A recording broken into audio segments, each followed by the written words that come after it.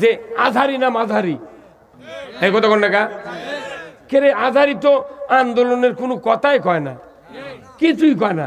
আমরা যে একামতের দিনের কথা কই, আজহারি বাপু ওগুলো কয় না। কি ওই খালি তেল তেলে মালিশ করা যুবকদের পক্ষে কথা কয়, তাই না? তেমন তো স্লোগানও দেয় না, ওই 1 ঘন্টা করে বক্তৃতা দিয়ে খালি ঠান্ডা ঠান্ডা কথা কয়ে চলে যাচ্ছে। তাই খালি মানুষের সমাগম থেকে হিংসা করে করছে আধারি না মাঝারি, একটা কথা কথে ওই কথার জন্যে সারা বাংলাদেশ তোলপাড়। তোর ওগুলো কত কয় লাভ কি? কতক্ষণ টাকা হ্যাঁ যাই বক্তৃতা করে তাই কি কয় এটা জামাতের প্রোডাক্ট। তুই কার প্রোডাক্ট? আমরা তো কোনোদিন কবারও যাই না যে তুই অমুকের প্রোডাক্ট কর গেছে। কথাতেই মানুষ বুঝে পারে। এই ভাইয়ের বাড়িতে আমাকে নিয়ে গেছে, এনার বেডরুমে বসে দিয়েছে। আমি পেছনের দিকে দেওয়ালত দেখি খালেদা জিয়ার ছবি। এনার কি কোনদিন কমো ভাই আপনি কোন দল করেন? ওই ছবি দেখে বোঝা যাচ্ছে ওই দলের কাম। এই জামাইয়ের বাড়িতে গেছি, ওনার ঘরের দেখেছি হাসিনার ছবি। ওনার জীবনেও কম না জামাই কোন দল করো বা ছবির সাথে সম্পর্ক লয়। ওই কথা সাধারণ মানুষ তো কি বোঝে, যারা ইসলাম বিরোধী এরা আরো বেশি বোঝে। আমরা আগে তখন পড়তেছিলাম পাকিস্তান আমল বলতে 5-এ পরীক্ষা দিচ্ছি, তখন ওই করছে যে ছাত্ররা কয় দেখ আল্লাহ পরীক্ষা যাই দিছি আল্লাহ দয়া করে একটা মাছি, ওটি 1 পাশি মাছি যদি যা ওটি পরে চাপ লাগে মাছির মাথা উলে যা ওটি একটা ফোঁটা হয়, 10 হয়। এগুলো আমাকে শিখে আমরা আসে বাড়িতে নামাজ পড়ে এতই কান্দা কান্দি তাই কি কথা। কিন্তু আমাকে ওটাতে বুঝাছে। আবার আমাকে মায়ের ডিম খিলাইনি, কয় না বা ডিম খাইস না, ডিম খাইলে তুই রেজাল্ট গোল্লা পাবো। কতক্ষণ না এগুলো কথা আমাকে সাবধান করার জন্য এগুলো কথা কষে।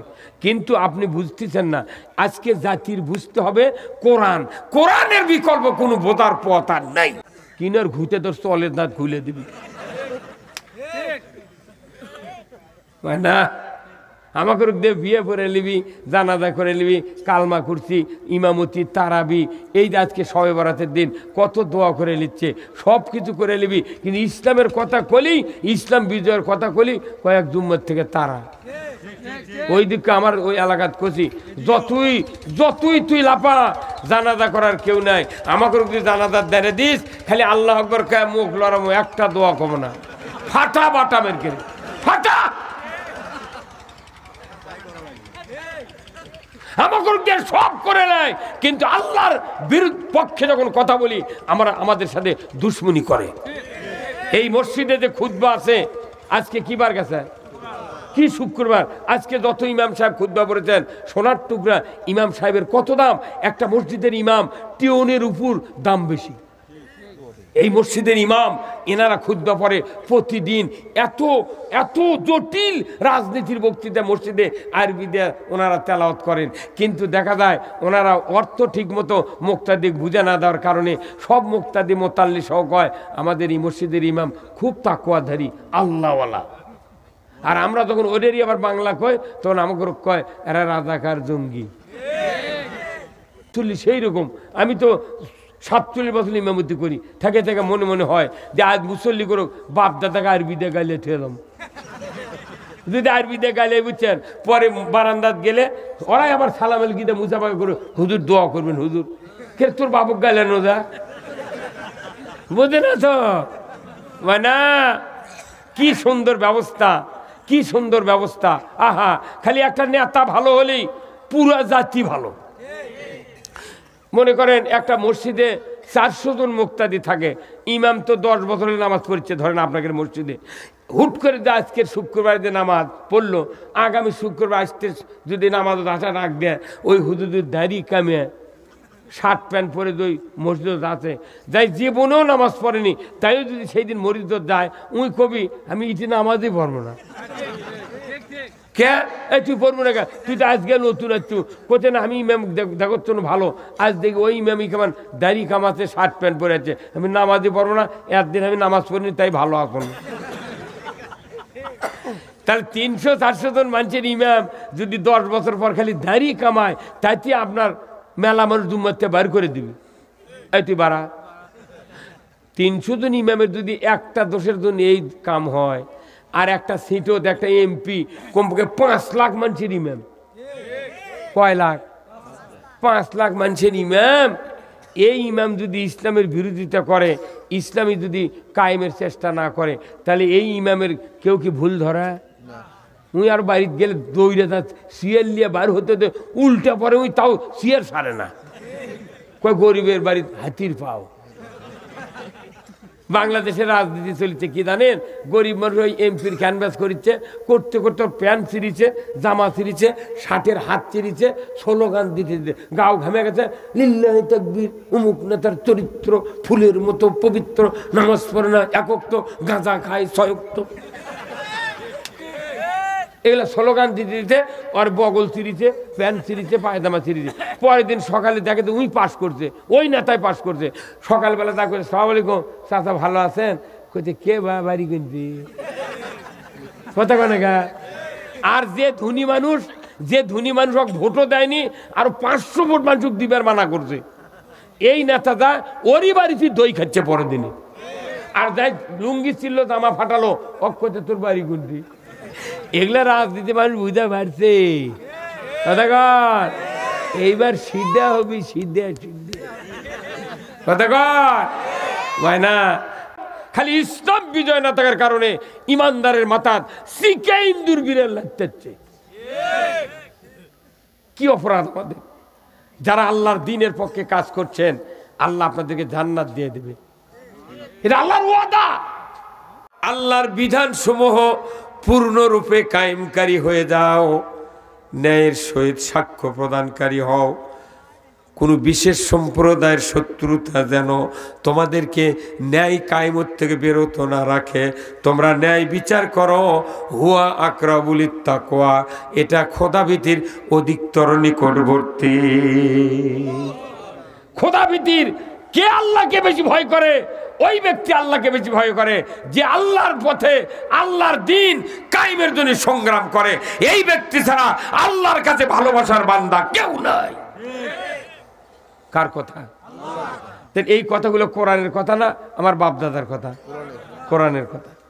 আমার ভাইয়েরা, আল্লাহ বললেন ফালিউকাতিল ফি সাবিলিল্লাহিল লাযিনা ইয়াশরুনাল হায়াতাদ দুনিয়া বিল আখিরা ওয়া মান ইউকাতিল ফি সাবিলিল্লাহ ফায়ুকতাল আও ইয়াগলিব ফাসাউফা নুতিহি আজরান আযীমা।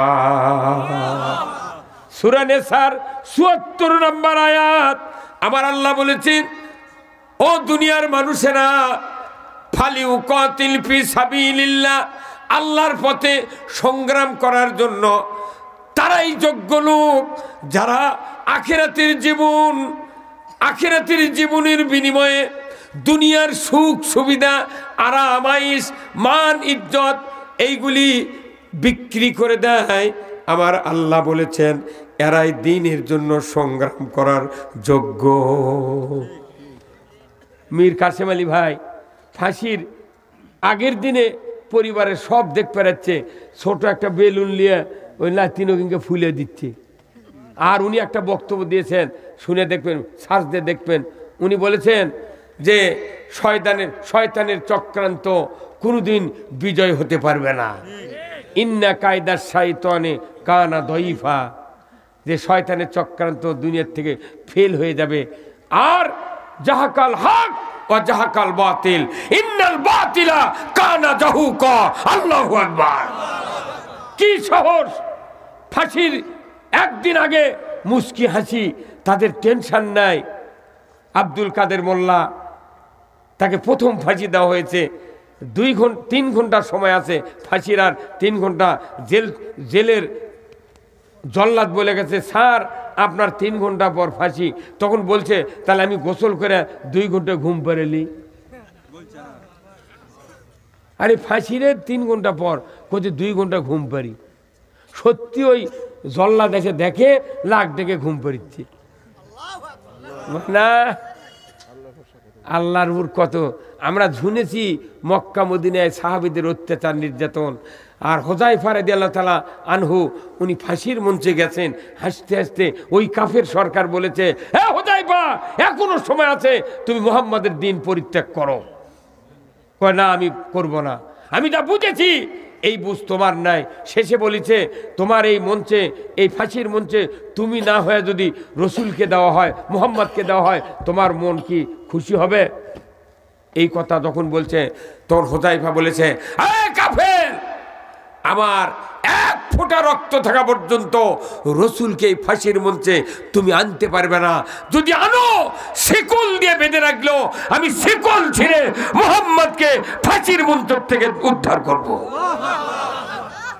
কি শক্তি! আমরা শুনেছিলাম, দিব্যি চোখে দেখলাম, কত বড় দিনের জন্য পাগল পারা এক হয়। ফাঁসির কথা হলে এমনি জেলের দিনে কি কান্দাকান্দি করে, কথা ঠিক কিনা? জেলের দিলে বিচার যদি রায় দেয় আর 10 বছর জেল, তাই ঠিক কান্দা কাটে জেলখানা পানি দিয়ে ভাসিয়ে দেয়। আর ফাঁসির মঞ্চে যাচ্ছে, নিজামী সাহেব বলেছেন যে ছেলেদেরকে যে বাবা আমি তাহলে কোন পোশাকে ফাঁসির মঞ্চে যাব? ওনার বড় ছেলে বলেছেন, আব্বা আপনি যে জিন্না ক্যাপ, যে টুপি তো দেওয়া যাবে না, পাঞ্জাবি সাদা পায়জামা পরে যে সবসময় প্রোগ্রামে যান, আপনি ওই পোশাক পরে ফাঁসির মঞ্চে যাবেন। বাপের যাওয়ার ফিক্সেশন করে দিচ্ছে। আর আমাকে রে, আমরা এই যে বক্তব্য শুনেছি, আগে পড়েছি হাদিসে কোরআনে, কিন্তু বাস্তবে আমরা বাংলাদেশে দেখলাম অধ্যাপক গোলাম আজমের বেটা 8 বছর জেলখানায় থাকলো, আহা যা দেখে বউ নাই। এটা কি কম দুঃখ? কতক্ষণ এটা কি কম দুঃখ? সেনা প্রধান হওয়ার মতো লোক, আর আমাকে আমরা মনে করছি কেউ কেউ করছে না ওটা কলি হবি, ওরা কি সেই পারবি না? তুই একবার খালি ক্ষমতা দিয়ে দেখ না, মাবের পারবো না রে পাগল। আমাকে তুই এমপি নাই, উপজেলা চেয়ারম্যান নাই, মেম্বার নাই, চেয়ারম্যান কেউ নাই, তাও টিভিত খালি জামাত বিএনপি, জামাত বিএনপি, জামাত বিএনপি দেখে শুরু করে। হ্যাঁ কথা কর না গামনে, একটা মেম্বার নাই, চেয়ারম্যান নেই, দাঁড়াবিরই দিস না। দাঁড়াবে যদি দাঁড়াবের চায়, বিএনপিও যদি দাঁড়াবের চায়, তাও কাছে তোর কি বাঁচে থাকার ইচ্ছা আছে? হ্যাঁ কথা কর না গা, বিএনপির ভাইদেরকে নেতাদেরকে নিয়ে যা, ওই ধরে লেদা কথা, তুই যদি বাঁচতে চাস তাহলে হয় শ্বশুর বাড়িতে থাকবো, না এদিক থেকে তুই হারাবো। আর আমাকে তো ফরমই তুলবার দেয়নি, এটা কি কম বিপদ? তারপরও আল্লাহ তাআলা এই দেশে ইসলামের পক্ষে, ইসলামের কথা আল্লাহ নিজেই রক্ষা করে। আল্লাহ কোরআনে বলছেন, ইউরিদুনা লিউতফিউ নূরাল্লাহি বিআফওয়াহিহিম ওয়াল্লাহু মুতিম্মু নূরিহি ওয়ালাউ কারিহাল কাফিরুন। আবার আল্লাহ বলেছেন, ওই কাফেরেরা চায় মুখের ফুৎকার দিয়া আল্লাহর নূরকে নির্বাপিত করতে, নিভায় দিতে, কোরআনকে মুছে দিতে চায়, কিন্তু আমি আল্লাহ আল্লাহু মুতিম্মু নূরিহি, আমার সিদ্ধান্ত আমার নূরকে তামাম পৃথিবীময় বিস্তার করেই ছাড়বো। এতে করে কাফের মুশরিকের কলিজায় যত জ্বালা যন্ত্রণা হোক না কেন, আপনি রসুল পরোয়া করবেন না। ইসলাম পৌঁছে দেওয়ার দায়িত্ব কার? আল্লাহ যে কাজে হাত দেয় সেই কাজে আমার আপনার খাওয়া বাজিতে। নামাজ কালাম পড়লে, তাহাজ্জুদ পড়লে, তাও নয় তোর দোয়া কবুল হবে। তোর কপালত দাগই নাই নামাজে। কি ঈমান থাকলে কোনোদিন বলতে পারে না ব্যঙ্গ করে যে আজহারি না মাঝহারি। এই কথা কোন না কে রে? আজহারি তো আন্দোলনের কোনো কথাই কয় না, কিছুই কয় না। আমরা যে একামতের দিনের কথা কই, আজহার বাপু ওগুলো কয় না। কি ওই খালি তেল তেলে মালিশ করা যুবকদের পক্ষে কথা কয়, তাই না? তেমন তো স্লোগানও দেয় না, ওই 1 ঘন্টা করে বক্তৃতা দিয়ে খালি ঠান্ডা ঠান্ডা কথা কয়ে চলে যাচ্ছে। তাই খালি মানুষের সমাগম থেকে হিংসা করে করছে আজহারি না মাঝহারি, একটা কথা কথে, ওই কথার জন্যে সারা বাংলাদেশ তোলপাড়। তোর ওগুলো কথা কয় লাভ কি? কত কোন না হ্যাঁ, যাই বক্তৃতা করে তাই কি কয় এটা জামাতের পোশাক। তুই কার পোশাক? আমরা তো কোনোদিন কবারও যাই না যে তুই অমুকের পোশাক কর গেছি। কথাটি মানুষ বুঝতে পারে। এই ভাইয়ের বাড়িতে আমাকে নিয়ে গেছে, এনার বেডরুমে বসে দিয়েছে, আমি পেছনের দিকে দেওয়ালত দেখি খালেদা জিয়ার ছবি। এনার কি কোন দিন কমো ভাই আপনি কোন দল করেন, ওই ছবি দেখে বোঝা যাচ্ছে ওই দলের কাম। এই জামাইয়ের বাড়িতে গেছি, ওনার ঘরের দেখেছি হাসিনার ছবি, ওনার জীবনেও কম না জামাই কোন দল করো বা ছবির সাথে সম্পর্ক নয়। ওই কথা সাধারণ মানুষ তো কি বোঝে, যারা ইসলাম বিরোধী এরা আরো বেশি বোঝে। এখানে যতগুলো মানুষ আছে সবার বাড়িতে 12 বছর থেকে 32 বছরের সন্তান আছে, এরা কি সব নামাজ পড়ে? বাংলাদেশে এত বক্তৃতা নামাজে বাড়িছে, নামাজে আরো কমিছে। কারণ কি, রাষ্ট্রশক্তি নামাজ কায়েম করার দায়িত্ব আল্লাহ কোরআনে দিয়েছেন। রাষ্ট্রশক্তি যখন নামাজের বিরুদ্ধে, সুদের পক্ষে, বেপরদার পক্ষে, জানার পক্ষে, তখন আপনি বক্তৃতা করে তো লাভ হবে না। কে ভাই লাভ হবে? হ্যাঁ, আল্লাহ করছে আমি আমেরিকা পড়বো, আর আমেরিকারা করছে আমরা পানি দিয়ে লিবামো। এখন হেলিকপ্টার দিয়ে পানি দিয়েছে, দমকল দিয়ে দেশে ফেল, হেলিকপ্টার দিয়ে পানি পড়ছে। আল্লাহ যদি খালি কয় কোন কয়, যদি কয় পেট্রোল হ, ওই পানি পেট্রোল দেশ পুড়ে ফেল দিবি। কথা কয় না পারে, আল্লাহর সাথে মোকাবেলা করে পারবো না তো, কথা ঠিক কিনা?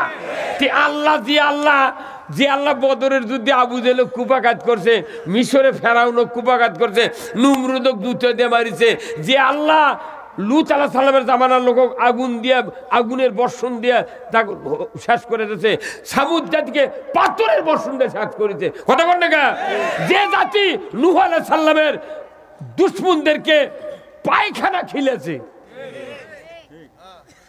সে আল্লাহ তো আছে। ওরে হাইয়ুল কাইয়ুম সিনাতু ওয়ালা নাউম, তিনি চিরস্থায়ী চিরঞ্জীবী, তাকে ঘুম তন্দ্রা স্পর্শ করে না।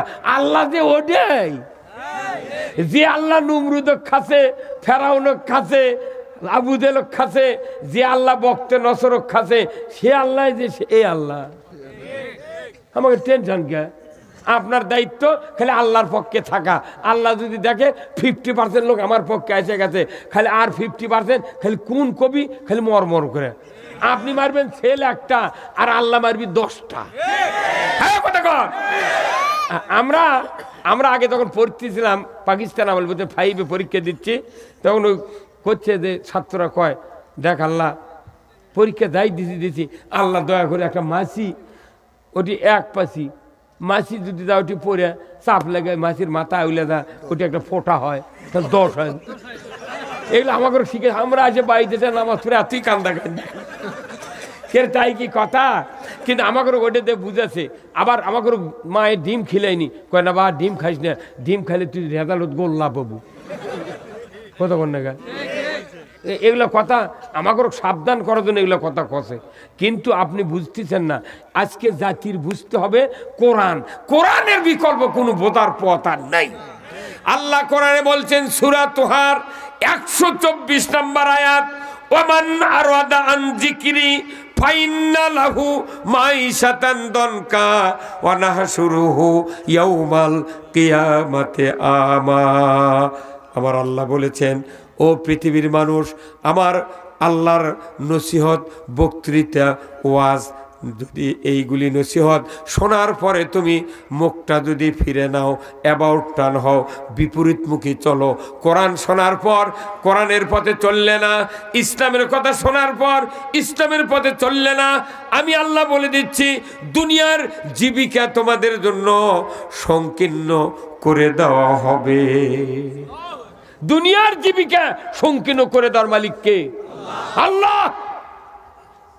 শুধু কি তাই, আমার আল্লাহ বলেছেন দুনিয়াতে তাদের জীবিকা সংকীর্ণ হয়ে যাবে, আর আমার আল্লাহ বলেছেন কিয়ামতের দিন তাদের জন্য আর একটা শাস্তি আমি নির্ধারণ করে রেখেছি। যারা আমার বক্তৃতা, আমার কথা, রসুলের কথা শোনার পর অ্যাবাউট টার্ন হবে, বিপরীতমুখী চলবে, আমি আল্লাহ তাদেরকে কিয়ামতের ময়দানে অন্ধ করে উঠাবো। কি করে? কিয়ামতের মাঠে অন্ধ হলে এরকম তা হুজুর কি চোখ থাকবে না? আবার ওই হাসরের ময়দানে আল্লাহ বলবেন আলকিয়া ফি জাহান্নামা কুল্লু কাফফারিন আনিদ কিয়ামতের দিন আল্লাহ ঘোষণা করে দিবেন, ও দুনিয়ার মানুষগুলি, তোমরা তারা হাসরের ময়দানে হাজির হয়েছ। আজকে হাসরের ময়দানে নেককারের কাছ থেকে বদকারেরা আলাদা হইয়া যাও। দুনিয়াত কোন আমরা জানাজার মাঠত গেলে কে নামাজি কে বেনামাজি বোঝা যায়? জানাজার সকল টুপি মাথা আছে, ঈদের মাঠত গেলে সবাই মাথার টুপি আছে, ওটি বাস করা যায়? বাস নাই। কিন্তু হাসরের ময়দানে একবারে আলাদা হয়ে যাবি। আল্লাহ নিজে বলছেন, ওয়ামতাজুল ইয়াউমা আইয়ুহাল মুজরিমুন, হাসরের ময়দানে নেককারের কাছ থেকে বদকারের আলাদা হয়ে যাও। তখন আল্লাহ ভেতরের একটা শক্তি দিয়ে বদকারের আলাদা হয়ে যাবি। ইচ্ছা করলেই নেককারের জুব্বা ওই গায়ের কাছে এক হয়ে পারবে না, কিনার ঘুতে তোর চলের দাঁত খুলে দিবি না। আমাকে দিয়ে বিয়ে করে নিবি, জানাজা করে নিবি, কালমা করছি, ইমামতি, তারাবি, এই যে আজকে শবে বরাতের দিন কত দোয়া করে নিচ্ছে, সব কিছু করে নিবি। কিন্তু ইসলামের কথা কলি, ইসলাম বিজয়ের কথা কলি, কয়েক জুম্মার থেকে তারা ওই দিকে আমার ওই এলাকাত কছি, যতই তুই লাপা, জানাজা করার কেউ নাই। আমাকে যদি জানাজার দেনে দিস, খালি আল্লাহ আকবর কে মুখ লড়ামো, একটা দোয়া কম না, ফাটা বাটামের কে ফাটা। আমাকে সব করে নেয়, কিন্তু আল্লাহর পক্ষে যখন কথা বলি আমাদের সাথে দুশ্মনী করে। এই মসজিদে যে খুতবা আছে, আজকে কি বার গেছে? কি শুক্রবার। আজকে যত ইমাম সাহেব খুতবা পড়েছেন, সোনার টুকরা ইমাম সাহেবের কত দাম? একটা মসজিদের ইমাম টিউনের উপর দাম বেশি। এই মসজিদের ইমাম এনারা খুতবা পড়ে প্রতিদিন, এত এত জটিল রাজনীতির বক্তৃতা মসজিদে আরবিতে ওনারা তেলাওয়াত করেন। কিন্তু দেখা যায় ওনারা অর্থ ঠিক মতো মুক্তাদি বুঝে না দেওয়ার কারণে সব মুক্তাদি মোতাল্লি সহ কয় আমাদের এই মসজিদের ইমাম খুব তাকওয়াধারী, আল্লাহওয়ালা। আর আমরা যখন ওদেরই আবার বাংলা কয়, তখন আমাকে কয় এরা রাজাকার জঙ্গি। এই যে আজকে সানি খুতবাত আপনারা শুনেছেন, মুক্তাদিরা আল্লাহ রসুলের দুটা কথা বলছেন ইমাম সাহেব প্রতি শুক্রবারে পরে, খয়রুল কুরুনি কারনি সুম্মাল্লাযিনা ইয়ালুনাহুম সুম্মাল্লাযিনা ইয়ালুনাহুম। জোরে বলুন ঠিক কিনা? এটা রসুল আজ থেকে ১৫০০ বছর আগে, 10টি বছর, যখন 5 বছর চলে গেল মদিনায়, যখন ইসলামী সমাজ কায়েম হয়ে গেল, আস্তে আস্তে যখন পরিধি বাড়তে লাগলো, বিদায় হজের ভাষণের আগ পর্যন্ত যতদিন উনি মসজিদে নববীতে ইমামতি করেছেন, উনি খুতবার ভেতরে বলেছেন খয়রুল কুরুনি কারনি, আমার যুগ হলো সেরা যুগ। জোরে বলুন ঠিক কিনা? ওই কথাটা আমার মসজিদের ইমাম, আমি ইমাম, আমার ইমাম তখন বলে খয়রুল কুরুনি কারনি, আমার যুগ সেরা যুগ। নবীর কথা এনে খুতবাতে লেখা হয়েছে, কিন্তু আমরা কোনোদিন প্রতিবাদ দিলাম না। হুজুর, খয়রুল কুরুনি তো রসুল বলেছিলেন, তার যুগটা ছিল সেরা যুগ, আপনার আমার যুগ কি সেরা যুগ? ওখানে সুদ ছিল না, ঘুষ ছিল না, চুরি ছিল না, জানা ছিল না। আর আমরা যে খুতবাতে পড়ি খয়রুল কুরুনি কারনি, আমার যুগ সেরা যুগ, এটা তো সেরা যুগ হতে পারে না। এখানে সুদ আছে, ঘুষ আছে, জানা, দুর্নীতি, অন্যায় অপকর্ম, চুরি, জানা, ছিনতাই, বেপরদা সব আছে। অতএব কেমন করে এটা খয়রুল কুরুনি হলো? হুজুর, খয়রুল কুরুনি কায়েম হয়েছিল রসুলের শাসন আমলে। আজকে আপনার কাছে আমাদের আবেদন, ওই খয়রুল কুরুনি রসুল কোরআন দিয়ে যে তৈরি করেছিলেন কোন পদ্ধতিতে, সেই পদ্ধতির বক্তৃতা আমাদের মসজিদে আপনাকে দিতে হবে। একটা মুক্তাদি মুতাল্লি কোনোদিন বললাম না, ইমাম বারবার আমরা পড়ে যাচ্ছি, কেউ কর্ণপাত করে না, কেউ কর্ণপাত করে না। ওই নবীর কথা পড়েছে খয়রুল কুরুনি কারনি। এরপরে নবীর আরেকটি জটিল হাদিস আজকে আপনারা শুনেছেন, আমি অন্তর দিয়া বলছি, কান খাড়া করে শুনবেন। নবীর হাদিসটা এত গুরুত্বপূর্ণ, এই হাদিসটা যদি মসজিদের মুতাল্লি সহ তামাম মুক্তাদিকে যদি বুঝায় দিতে পারতাম, আল্লাহর ইজ্জতের কসম বক্তৃতা করা লাগতো না, আন্দোলন করা লাগতো না। প্রত্যেকটি ইমানদার ইসলাম বিজয়ের জন্য, ইসলামী সরকার কায়েমের জন্য পাগল পাড়া হয়ে যেত। একটু শুনে কোন ঠিক আমার আল্লাহর নবীর হাদিস, ওয়া সুলতানু জিল্লুল্লাহি ফিল আরদি মান আহানা সুলতানাল্লাহি ফিল আরদি আহানাহুল্লাহ। আমার নবী বলেছেন, ন্যায়পরায়ণ শাসক আল্লাহর ছায়া সদৃশ্য, যে বা যাহারা ন্যায়পরায়ণ শাসক কায়েমের বিরোধিতা করবে কিংবা ন্যায়পরায়ণ শাসককে অপমান করবে, সে যেন স্বয়ং আল্লাহর বিরোধিতা করলো। কি জটিল হাদিস! এই কথা মসজিদে যদি আমরা হাতে কলমে ইমামরা যদি তামাম মুসল্লি বুঝে দিতাম, একটা মুসল্লি মসজিদে বারেহাদা ইসলাম কায়েমের বিরোধিতা করতে পারতাম না। কিন্তু কোয়া হচ্ছে না, খালি আরবিতে পড়ে যাচ্ছে মুসল্লি সেই রকম। আমি তো 47 বছর ইমামতি করি, থেকে থেকে মনে মনে হয় যে আজ মুসল্লি করুক, বাপ দাদাকে আরবিতে গাইলে ঠেলাম। যদি আরবিতে গাইলে বুঝছেন, পরে বারান্দাত গেলে ওরাই আবার সালামেল গিয়ে মুসাফা করে, হুজুর দোয়া করবেন, হুজুর কে তোর বাপক গাইলেন ওদা, বোঝে না তো না। কি সুন্দর ব্যবস্থা, কি সুন্দর ব্যবস্থা! আহা, খালি একটা নেতা ভালো হলেই পুরো জাতি ভালো। মনে করেন একটা মসজিদে 400 জন মুক্তাদি থাকে, ইমাম তো 10 বছরের নামাজ পড়ছে ধরেন আপনাদের মসজিদে। হুট করে আজকের শুক্রবার যে নামাজ পড়লো, আগামী শুক্রবার আসতে যদি নামাজ আসা রাখ দেয়, ওই হুজুরের দাড়ি কামে শার্ট প্যান্ট পরে ওই মসজিদ আছে, যাই জীবনেও নামাজ পড়েনি, তাইও যদি সেই দিন মসজিদ যায়, উই কবি আমি ইটি নামাজই পড়বো না। কে তুই পড়বো না কে? তুই তো আজকে নতুন একটু কোথায় না, আমি ইমাম দেখো ভালো, আজ দেখি ওই ইমামই কেমন দাড়ি কামাচ্ছে, শার্ট প্যান্ট পরে আছে, আমি নামাজই পড়বো না, একদিন আমি নামাজ পড়িনি তাই ভালো এখন। তাহলে 300-400 জন মানুষের ইমাম যদি 10 বছর পর খালি দাড়ি কামায়, তাইতে আপনার মেলা মানুষ জুম্মাতে বার করে দিবি। এই তুই বাড়া, 300 জন ইমামের যদি একটা দোষের জন্য এই কাম হয়, আর একটা সিটও একটা এমপি কমপক্ষে 5 লাখ মানুষের ইমাম, কয় লাখ? 5 লাখ মানুষের ইমাম। এই ইমাম যদি ইসলামের বিরোধিতা করে, ইসলামী যদি কায়েমের চেষ্টা না করে, তাহলে এই ইমামের কেউ কি ভুল ধরা? উই আর বাড়িতে গেলে দৌড়ে যা সিয়ার নিয়ে বার হতে উল্টা পরে উই তাও সিয়ার সারে না, কয় গরিবের বাড়িতে হাতির পাও। বাংলাদেশের রাজনীতি চলছে কি জানেন? গরিব মানুষ ওই এমপির ক্যানভাস করছে, করতে করতে প্যান্ট ছিঁড়িছে, জামা ছিঁড়িছে, শার্টের হাত ছিঁড়িছে, স্লোগান দিতে দিতে গাও ঘামে গেছে, লিল্লাহি তাকবীর, অমুক নেতার চরিত্র ফুলের মতো পবিত্র, নামাজ পড়ে না, একক তো গাঁজা খায়, সয়ক্ত, এগুলো স্লোগান দিতে দিতে আর বগল ছিঁড়িছে, প্যান্ট ছিঁড়িছে, পায়জামা ছিঁড়িছে। পরের দিন সকালে দেখে তো উই পাস করছে, ওই নেতায় পাস করছে। সকালবেলা তা করে, সালাম আলাইকুম চাচা ভালো আছেন? কইছে কে বাড়ি কিনবি কথা কনে গা। আর যে ধনী মানুষ, যে ধনী মানুষ ভোটও দেয়নি, আর 500 ভোট মানুষ দিবার মানা করছে, এই নেতাটা ওরই বাড়িতে দই খাচ্ছে পরের দিনে। আর যাই লুঙ্গি ছিল, জামা ফাটালো, কইছে তোর বাড়ি কিনবি। এগুলা রাজনীতি মানুষ বুঝতে পারছে। এইবার সিদ্ধা হবি, সিদ্ধা সিদ্ধা কথা কয় না। মুসলিম আমি, সৈনিক আমি, আমি চির রণবীর, আল্লাহকে ছাড়া কাউকে মানি না, নারাই তাকবীর। বীর মুসলমান ধরো আল কোরআন, ফিরায়া আনো সেই হারানো সম্মান।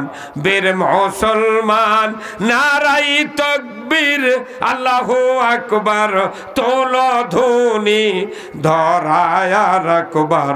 বীর মুসলমান ধরো আল কোরআন, ফিরায়া আনো সেই হারানো সম্মান। বীর মুসলমান